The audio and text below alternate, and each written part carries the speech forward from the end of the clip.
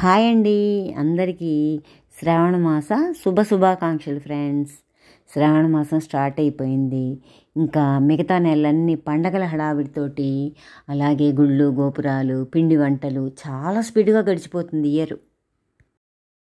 క్షీరాబ్ది కన్యకు పాలతో నివేదన చేసినటువంటి పిండి వంటలు ఎంతో ప్రీతికరం ఫ్రెండ్స్. అమ్మవారికి పొంగల్ చేసి నివేదన చేసి వీడియో తీసి మీకు షేర్ చేస్తున్నాను. చూద్దామా ఎలా చేయాలో. ముందుగా 1 కప్పు బియ్యాన్ని కడిగేసేసి కుక్కర్లో వేసేసి, అలాగే 3/4 కప్పు పెసరపప్పుని వేసేసి శుభ్రంగా కడిగేసేసి 4 కప్పు నీళ్ళు పోసేసి మెత్తగా ఉడికించేసేసి పక్కన పెట్టుకోండి. అన్నమంతా బాగా మెత్తగా ఉడకంగానే అందులో 1 కప్పు చిక్కటి పాలు పోసేసి బాగా కలిపేసేయండి.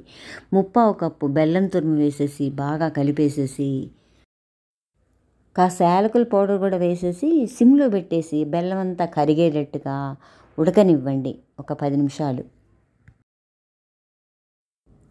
తర్వాత స్టవ్ వెలిగించి కడాయి పెట్టి పెద్ద స్పూన్ నెయ్యి వేసేసి జీడిపప్పు కిస్మిస్ వేసేసి మాడకుండా వేయించేసేసి ఈ పొంగల్లో వేసేయండి. ఆ పప్పులన్నీ కలిపేసేసి చివరిగా ఆ బెల్లం పొంగల్ మీద పెద్ద స్పూన్ నెయ్యి వేయండి.